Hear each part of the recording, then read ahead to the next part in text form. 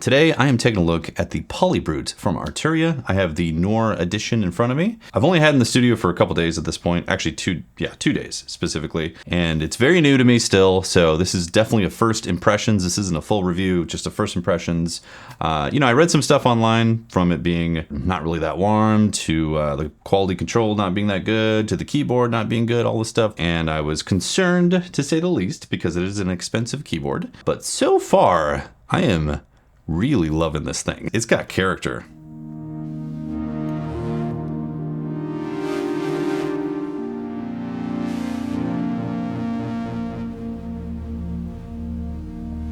It just makes you want to play it. So cool. This is just the first patch, by the way.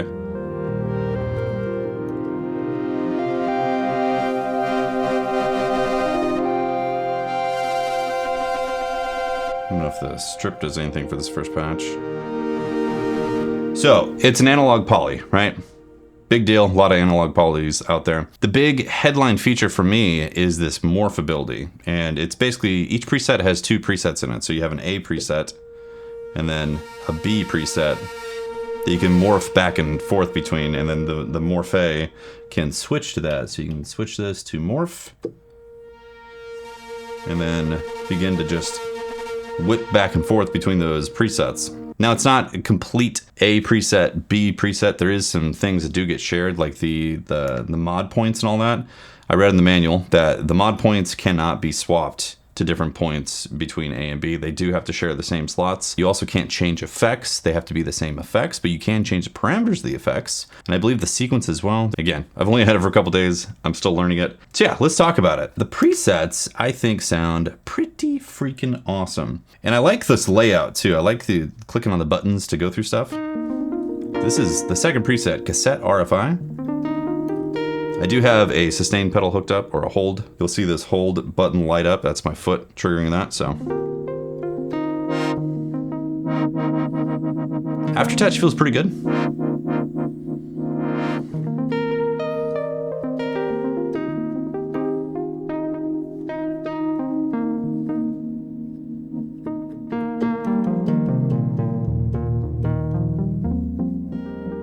One concern I had was 6 voices. It's an expensive synth, and again, you're only getting 6 voices.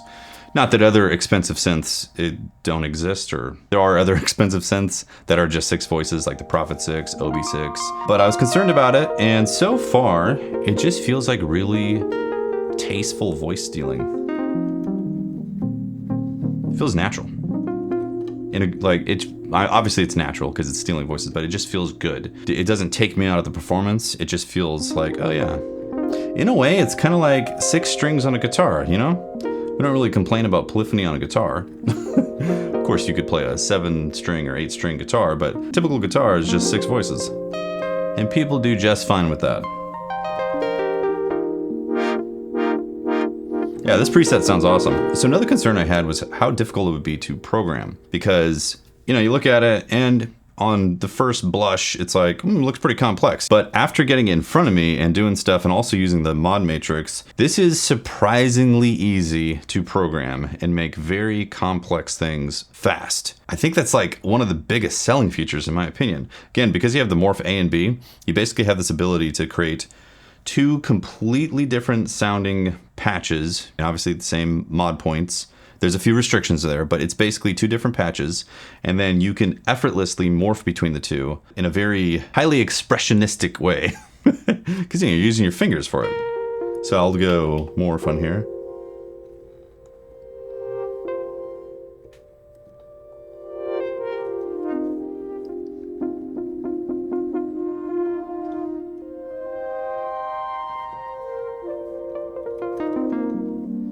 Beautiful. Yeah, so cool. So what I found so far is that programming is very, very straightforward. And there is some things hidden underneath the hood in the settings, but you can easily just like hold the settings and then jiggle something like intensity of the modulation. And then, oh, actually that gave me EQ presets. Right, so that's a little bit different. So there's a hidden EQ. I did read about that. But to get to the alternate modulation stuff, you press the type and get alternate right here. And then you have additional modulation type stuff. And actually you got bit crush and downsampler as well, in addition to other effects. I'm kind of getting off the beaten track here, talking about effects right now. Basically, there's things hidden underneath the hood. It's really straightforward on how to get to it. So if you do have like a, oh, I wonder if this has some sort of extra settings, you basically just hold settings and then adjust something, and it will tell you in a way if like a thing pops up. That's really cool, right? And also the mod matrix, super simple. I was concerned about this looking like a math equation. It's not. It's really simple. It's like you read whatever type of stuff you want to use to modulate, and then you look up top here to see where it could go. So let's say number 5 is LFO3 rate. So the rate of LFO3 is number 5 column right here. And you have 4 pages also to work with. So 32 different total modulation destinations that you can do. But you can also have 64 modulation patch points added in there. That might sound a little confusing. I'll describe it a bit in a moment here. But column 5 is LFO3 rate, and in here it's saying that LFO1 is adjusting the rate of LFO3. Pretty straightforward, right? And if I want to adjust it, you press it, it turns into a pinkish type of look. It tells you how much, and then you can adjust the amount. Let's make it extreme.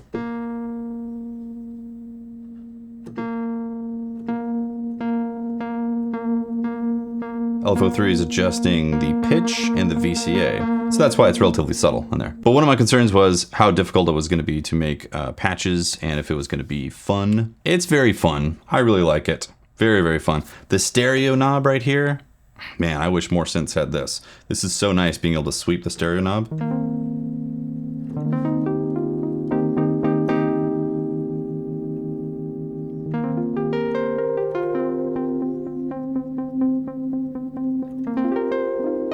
Really cool. I'm actually not 100% sure how that one's configured. It seemed like it was a different stereo. There's voice settings inside the settings to make the filters split stereo or just the voices pan gradually, and I'm still learning that. That's really cool. Actually, maybe I should just like go with a fresh init patch. If you go left button and presets, it makes it init. Sounds like I have some tuning issues here. It is currently a heat wave in Sacramento right now, Northern California. So my AC isn't running as tip-top shape as it could be. And I wonder if the heat in the studio is affecting the tuning. It's possible. I actually did run the tuning calibration before I started this video. It might be out of tune already, which is kind of surprising. Yeah, I'm gonna tune this real quick. So I went settings, 8 miscellaneous, and then voice auto tuning. VCO calibration is what I want. I'm pretty sure the filters are fine. So 1. Okay, calibration done. That took a good few minutes, maybe 3-4 minutes or something like that. I'm sure the manual says how long it takes, but I don't know. But it took a while. Let's see if it fixed it. Yeah. Much better. Now I wonder if it's gonna hold, because I did calibrate this before I started the video. Or maybe it's just really sensitive to heat in the studio, which that's possible too.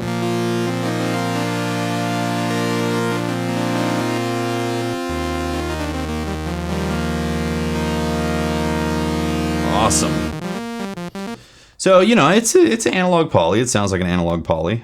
So that's nothing crazy right there. I don't think it sounds thin or weak or anything like that. I definitely think it has like a nice overall character. You know, if it sounded even more intense with the oscillators right off the get, then it could be a problem for having a broader range of patches. You know, if you wanted like light crystalline type of feeling pads and stuff, having really aggressive oscillators could hinder that possibility. In a way, it's kind of great that it does have the spectrum on there. I did find that between the two filters, the brute factor and distortion and the overall levels, and also putting them in series, does quite a bit for beefing up the sound. What I'm gonna do is put VCO1 into both filters right here with this button, so both LEDs have lit up with that. Then I'm gonna open up the Steiner Parker and open up the ladder filter. I'll turn down the distortion. I'm gonna bring down, or put the levels at like noon.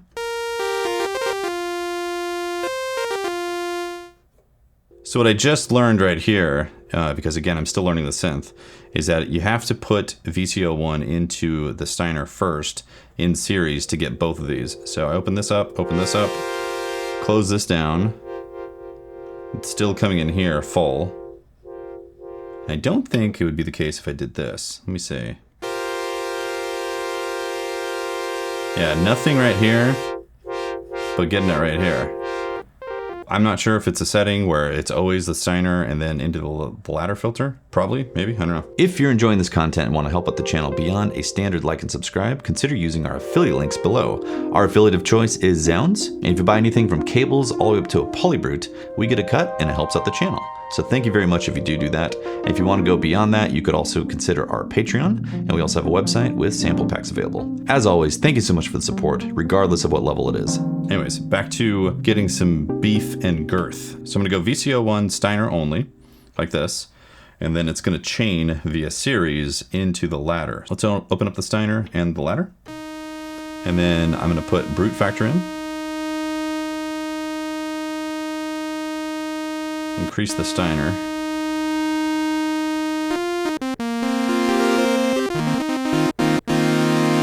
So actually, it seems like the level doesn't do anything in series. Again, I'm just now learning this right now. The brute factor does work. So let's turn this brute factor up. I'm actually not sure what type of distortion that is, but it seems like it's some sort of overdrive. So already fatter right there, which is nice. Now we're going to increase the volume here and the distortion of the ladder filter.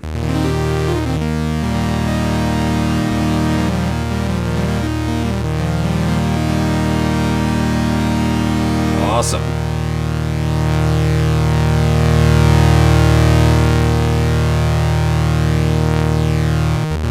Now what I don't know is where this level of the filter is going in the overall board, like if it's going into some sort of circuit that can get saturated or not. Hey, let's see. I did read that the master volume has nothing to do with overall distortion or anything like that. It said it's a clean volume gain. So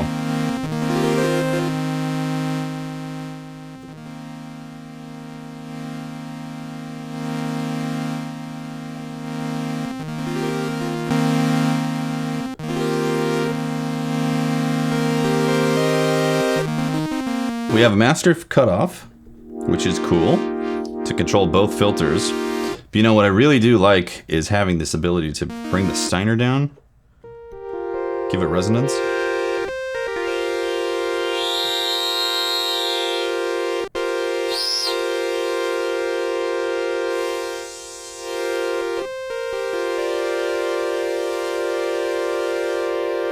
This is really nice.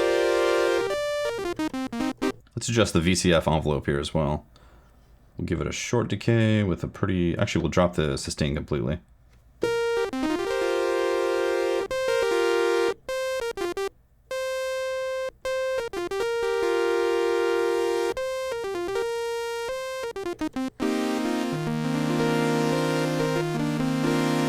Getting kind of crispy there.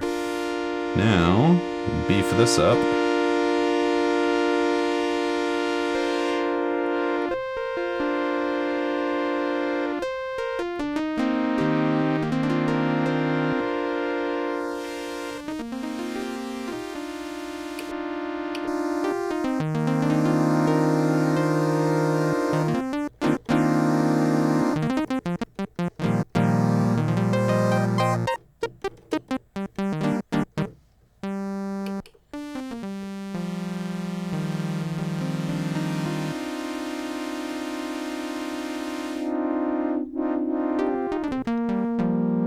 Man, there's so much tonal change that you can do with that. So much range.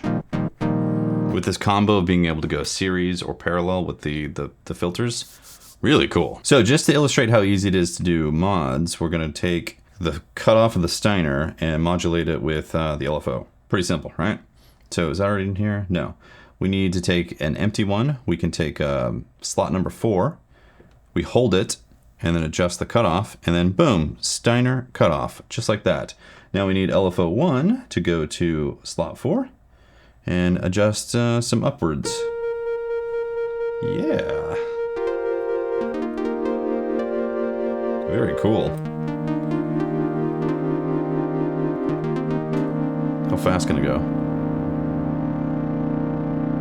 Nice. Let's do poly.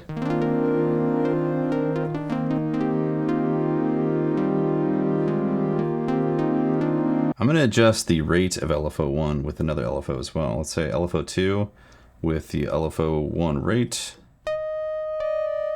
Make it slow.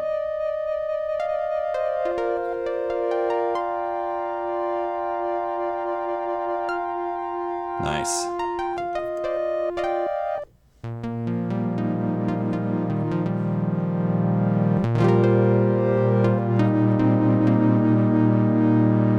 We need to add a little aftertouch here. I think I'm gonna make the cutoff open up.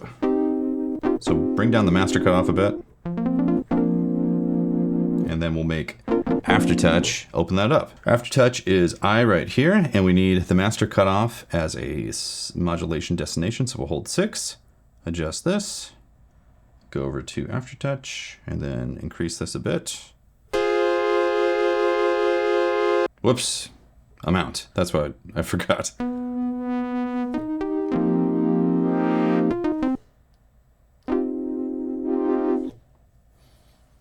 Okay, so I aftertouch to 6 for the master cutoff, adjusted the amount, say 18. I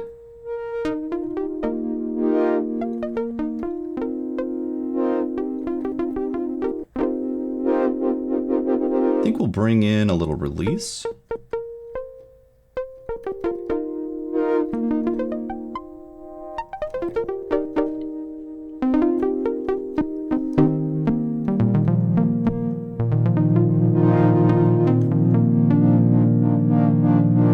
What happens when we morph?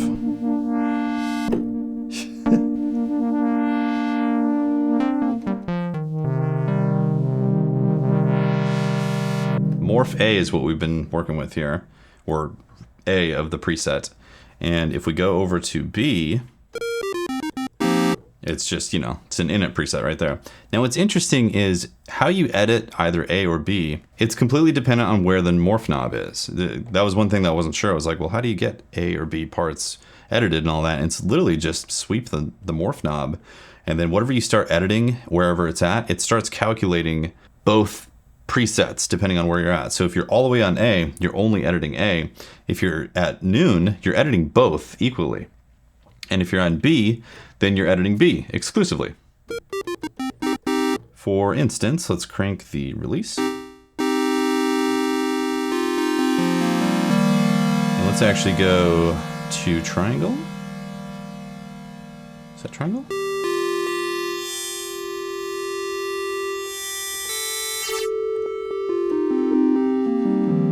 There we go. Increase the attack a little bit.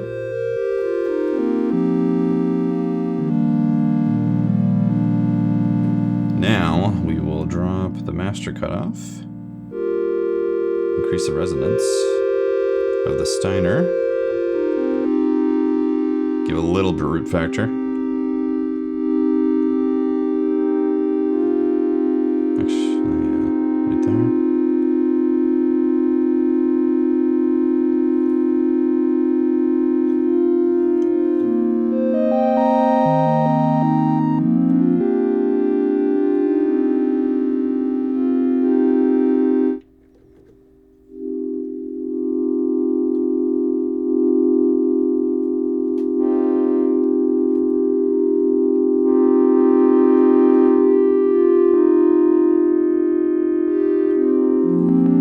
VCF envelope, I'm also going to make it sweep in.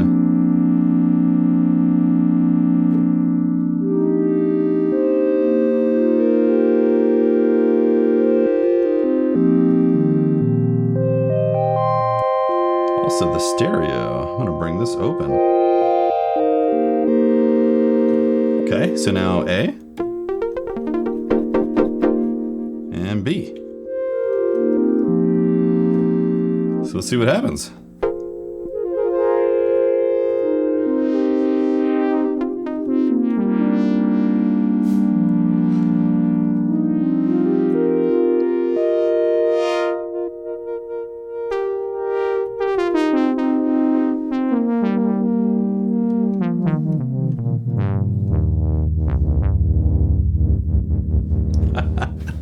Man, this is such a cool synth. It really is awesome. I'm only using one VCO also in this. And there's no effects. I haven't applied any effects to this. By the way, if you have the effects completely off or bypassed, it is a pure analog signal. So there is no conversion in the signal, you know, going from a ADC to DAC in the middle of that to get the effects. And even though the modulation only has intensity, apparently when the modulation is at 0% intensity, it is considered bypassed out of the signal completely. So it really is true analog. So it's a nice touch. Not entirely sure if it really makes that big of a difference, but just the fact that they're saying, hey, they took the time to do that gives a, I don't know, a nice feeling, knowing that they care about that stuff. Let's add some effects to this. Actually, if we want effects to be on both, maybe we should do morph at noon and then figure it out from there. Let's say the modulation, go up a bit. Yeah, that works. How about some delay? I'm gonna adjust the delay type to bucket brigade delay, number 7. Yeah, I like that. Increase the regeneration a bit.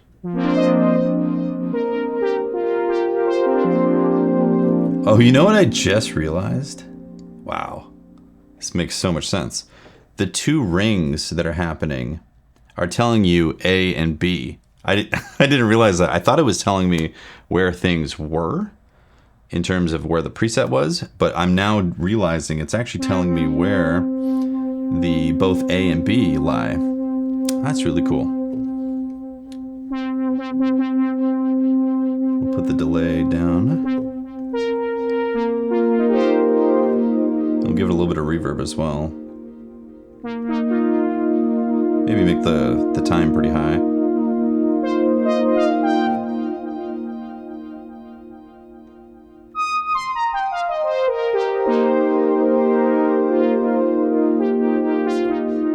Oh, it's also set up as a send as well. So I believe the analog is actually a pure analog signal, and then it's sending out to the delay and the reverb. I'm not sure about the modulation. I don't think the modulation is a send. I think it's always an insert. Okay, let's go back to A now.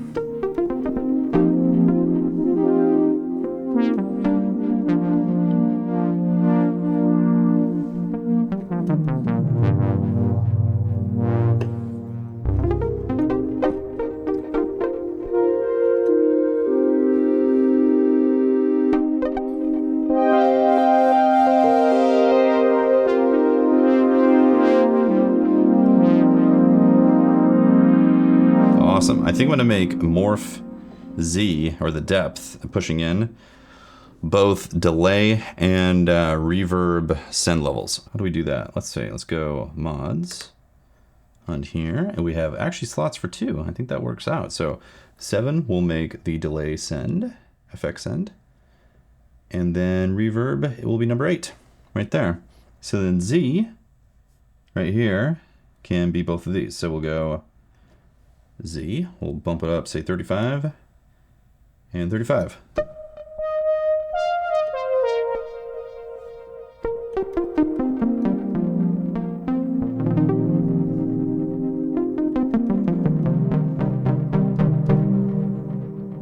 I just realized also, another reason I have it on send is that if you do increase the delay level and reverb level, it's not a mix, which would sound different if you adjusted the mix on a modulation. It's a send, so it's you know, just like in a DAW, where if you send the signal and then you reduce the amount, the actual effect itself isn't going to have its volume adjusted down. It's just the amount that gets hit to the generator, you know, the reverberator or the delay engine. Another reason to have it on send. Or if you do want that effect of like sucking out the reverb from a modulation, then you do want it set as insert on there. Man, it's so easy to program. I'm really surprised. I honestly thought that this was going to be a bit of a wrap your head around how this like synth really wants to work, but it's so straightforward, really easy. I mean, it makes sense. It's very set up in front of you. You got your VCO, mixer, filters, your envelopes, and your LFOs, very basic synth engine type of stuff. But I was like, man, is it going to be complex getting this whole morph thing to work correctly? Not at all. It is super easy. And the mod matrix is a delight. Really, really cool. If I wanted to go to additional pages for modulation, I'm pretty sure, yeah, I just choose these buttons right here. You have 4 pages, 5, 6, 7, 8 doesn't do anything. Very simple on getting that stuff. So I was saying you can have 32 destinations for modulation. but you can have up to 64 actual patch points in the system. So something to keep in mind right there. I mean, that is a ton of modulation for an analog synth, which is another thing that I am very, very pleased about, because I want this stuff to feel alive. And the way to get it to feel alive is you usually need modulation, patching, and all that to make it feel, you know, to breathe life into it.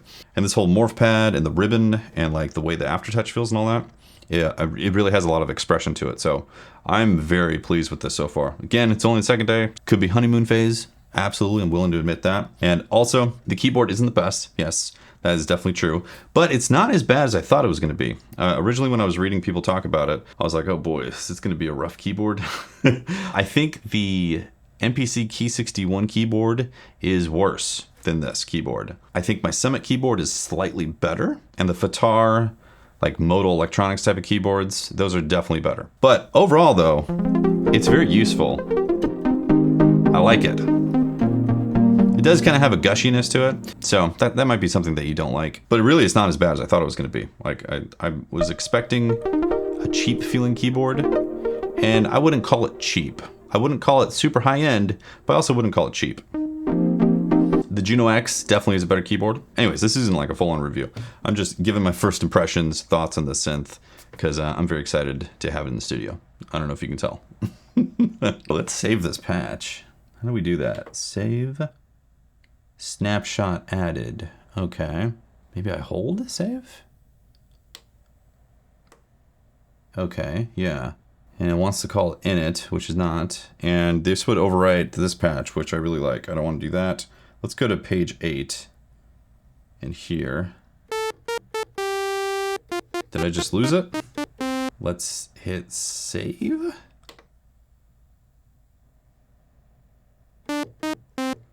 Maybe I hold this and press this. Okay. Still have the INIT sound. Maybe I screwed this up. I'm not sure. Oh, there we go. Nice. What is template? Oh, this is, okay, this is the category. I guess this is like a keys type of thing. Call it keys. Preset saved. No, I think I lost it. Oh well, lost my patch. I should have read the manual on that one. I have actually read some of the manual so far. As I've been going to bed, I've been reading the manual. I didn't read about saving. Probably should have checked that out before I decided to save the patch. It's okay. I have it on video if I wanted to recreate it. But, you know, there'll be lots of patches I end up making on this thing. Anyways, if you enjoyed this video, a like and subscribe would be greatly appreciated. If you want to see more PolyBrute content, drop a comment below. I will plan on doing like some sort of formal review in maybe a month or so, once I've made some productions with it. I feel like this is going to be an ambient killer. Just incredible ambient machine. Time will tell. I'll have to jump in and see. If you have any questions specifically, I will try to answer. I don't know if I can specifically, but again, this is a new synth to me. But if you want to help out the channel beyond a like and subscribe, you could also consider using our affiliate links. Like if you do want to pick up a PolyBrute or any gear whatsoever, like cables or anything like that, if you use our affiliate links below through Zounds, then we get a cut and that helps out with the channel. If you do that, thank you very much. We also have sample packs available on our website, and we do have a Patreon. So if you want to support us that way, always greatly appreciated. So thanks for watching. If you made it this far, I do appreciate that as well. And I'll see you next time for another one. Peace.